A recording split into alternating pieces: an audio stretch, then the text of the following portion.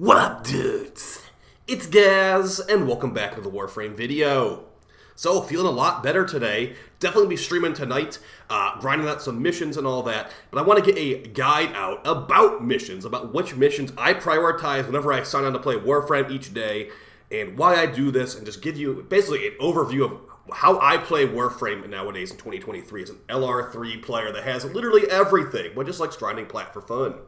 Before we get into it, though, make sure you're subbed to this channel. We do daily Warframe video uploads, and as I said earlier, I will be live on stream tonight. So come on, hang out if you want to grind some of these missions we're talking about today, and get some good value out of it. Alright, enough talking about, let's get into it. So, one of the best things to do if you are playing Warframe is to open Void Relics. If you look over here, we got tons of Void Relics. You'll see I have lots of Requiem Relics, lots of Lith Relics, lots of all the kinds of relics. So, opening these relics is going to be giving you items that you can sell for platinum to other players. Also, items from normal non-Requiem relics you can turn into ducats for Borrow Katir to get prime mods, etc., etc. So, those are one of the main things that I do when I play this game. So, I immediately, when I sign on, I go here and I look at the Fissure button on the navigation. So, I look here for missions that are going to not take very much time per relic open. That's the biggest thing, guys. You're looking for missions that don't take very long per reward rotation. So looking at these ones right here, we have a perfect example. So we have a defense down here. We got 3 defenses. We got a mobile defense, and we got a rescue, a crossfire, and a spy. So if I was to look at these are pretty much all duds as far as I'm concerned. The rescue is going to be the fastest out of here. And maybe the spy, as the spy missions can also give you relics in return. In a spy relic fissure, you would open your relic, and as long as you beat the spy vaults, you will get a relic back. You'll get like a Mesa. It won't be the exact same relic, but you'll get a relic back. You'll stay static on your relic numbers. That's one of the things I look for. Is a mission that is up right now. Am I going to stay static on relics? Am I going to open one relic and then get a relic back? A great thing to look out for is also Void missions. The Void fissures, for example, this one, Taranis in the Void, is a defense mission. Every 5 waves, you'll get a relic.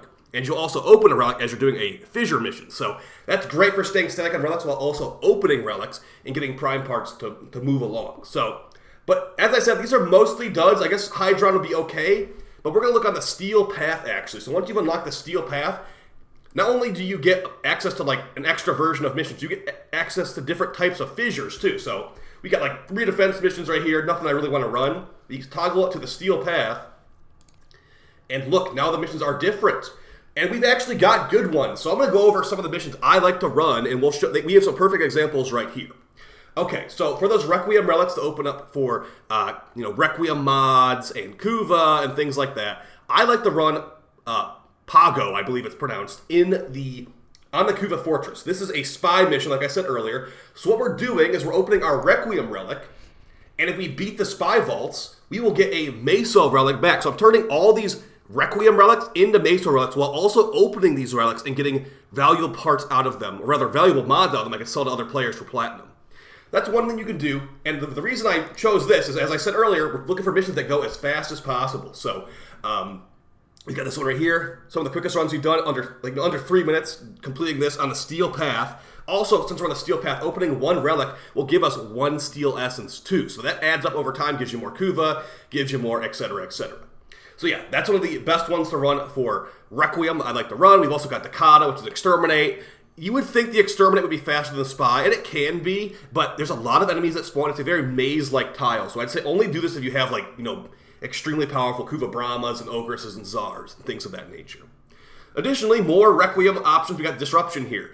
I do think Disruption is a lot more effort than Kuva Survival, but you can actually open up relics faster in Disruption than in Survival. So it's up to you, whatever's up also. I'd recommend doing these all on the Steel Path, as you'll get Steel Essence from Acolytes and the relics along the way, which will add up a lot over time. So whenever you see a mission on a fissure that says the Void right here, you should be thinking about that one a little bit more carefully than if you were to be like, okay, there's a random survival on Mars or whatever. If you see one in the Void, remember that you'll be getting a relic back each time. So definitely keep that in heavy consideration as far as which relic or which mission you'll pick for the day. But yeah, looking at the rest of these, you got a Mariana, so that's a Steel Path Exterminate. As I said, looking for fast fissures here, as fast as possible, so that's what I'll be going for as well. Okay, moving on from fissures. That's enough information about fissures. What are some other missions I run in Warframe? Well, as I have a mod drop chance booster I've been talking about a lot, I bought one from Borrow for about a year. This affects certain things. It affects endo drops. So for endo, I'll go to like here, the Steel Path Arena on Sedna. You can do it on the normal path too, but the Steel Path has an increased endo drop rate, or rather mod drop booster. And endo is considered a mod in this game. So combine that 100% mod drop chance with my mod drop booster, I get tons and tons of endo from these guys as long as I'm in the mission because I have my mod booster. If you don't have a mod booster, you're just getting less endo because that's how math works.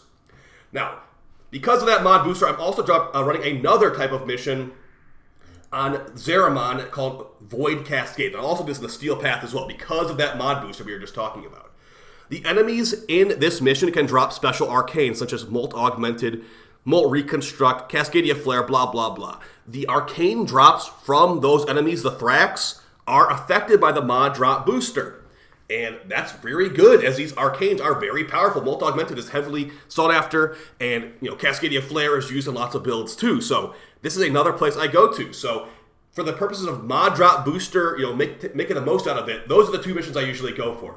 Sedna Arena, and then Zeramon Void Cascade. As far as other missions that the mod booster is very effective on, I'm not really aware of them. Additionally, don't forget the Void Angels on Zeramon also drop these arcanes, and the mod drop booster will apply to those guys as well. So just keep that in mind as well if you have a mod drop booster, or you're running with somebody that has a mod drop booster. Again, guys, if you do want to stop at my live stream, I am sharing my mod drop booster for the next year. So if you want to grind out some endo, grind out some arcanes, come by and ask if you want, if I want to, and I might be interested in it as well. So, okay, so that's gonna be fissures and mod boosters. Let's go ahead and talk about Kuva and things of the like. So we were already kind of talking about Kuva a little bit with the Steel Path, like Steel Essence stuff. You can turn that in for Kuva, but DE did bottleneck that. The next mission I want to get back into pretty badly, but requires some very specific builds, is going to be arbitrations. But the big thing about arbitrations is that I am very picky with arbitrations. There are specific arbitrations that are bad, and specific arbitrations that are good.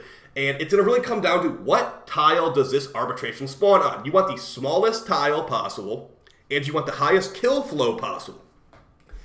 It's very specific. I'd say go watch some of my videos on these on arbitrations if you want some more information. But for example, if I was to click on this mission right here, Zinnion Eris, I'll just show you. You want the smallest map possible. This is basically the exact opposite of small map. This is an overly large map.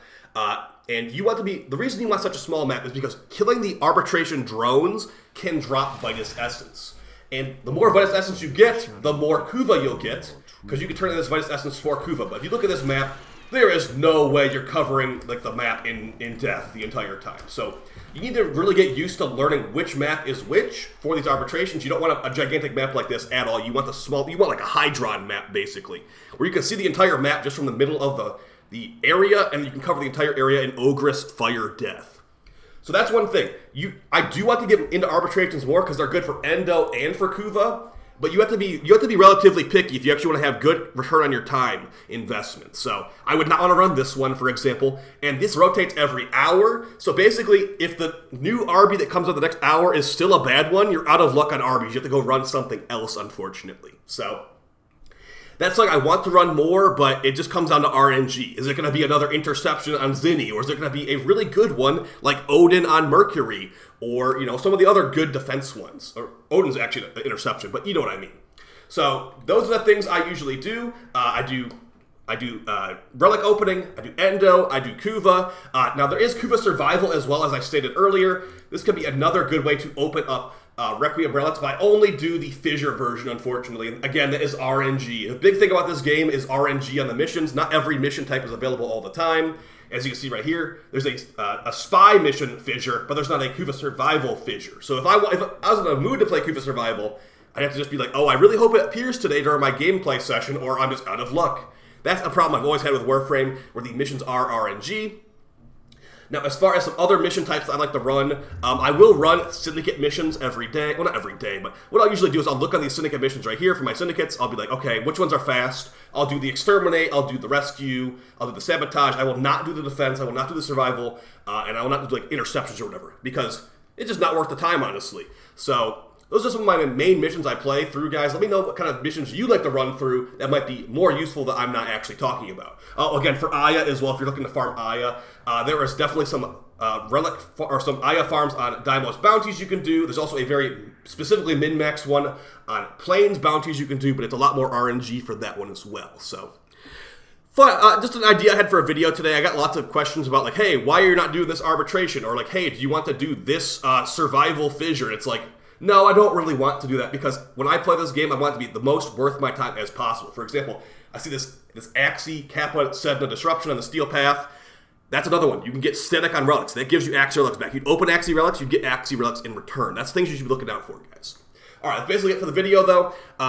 If you want to run any of these later tonight, come stop by. After I eat some dinner and stuff, I'll be live on stream. And I appreciate all the support, guys. I'll see you tomorrow with another video. Take it easy. Bye.